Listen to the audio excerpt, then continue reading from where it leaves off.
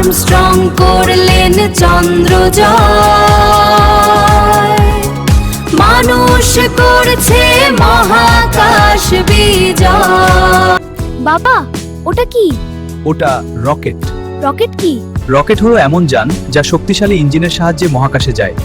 এটি ব্যবহার করা হয় মানুষ, উপগ্রহ এবং মহাকাশযান পাঠানোর জন্য। মানুষও রকেটে করে মহাকাশে যায়? হ্যাঁ, এই যাত্রাকেই বলা হয় মহাকাশ অভিযান। 1957 সালে প্রথম কৃত্রিম উপগ্রহ স্পুটনিক 1 মহাকাশে পাঠানো হয়। এটাই ছিল মহাকাশ অভিযানের শুরু। ওয়াও, তারপর কি হলো?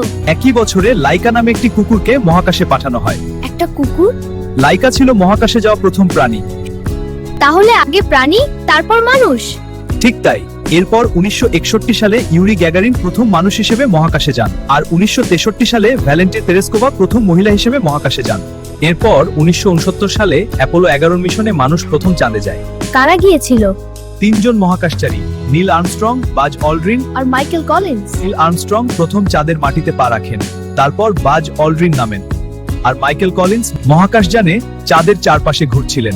চলো একটা ছড়া দিয়ে মনে রাখি মহাকাশ অভিযানের ইতিহাস। রকেট ছুটে অজানার টানে, স্পুটনিক ঘোরে বিশ্ব ভ্রমণে।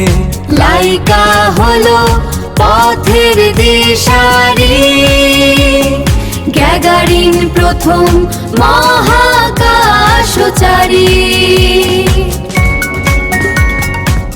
তেরেস্কোভা প্রথম নারী, আকাশ জয়ের কাণ্ডারি। আর্মস্ট্রং করলেন চন্দ্রজয়, মানুষ করছে মহাকাশ বিজয়। বা দারুণ! আরো জানতে ফলো করুন বাংলায় পড়াশোনা।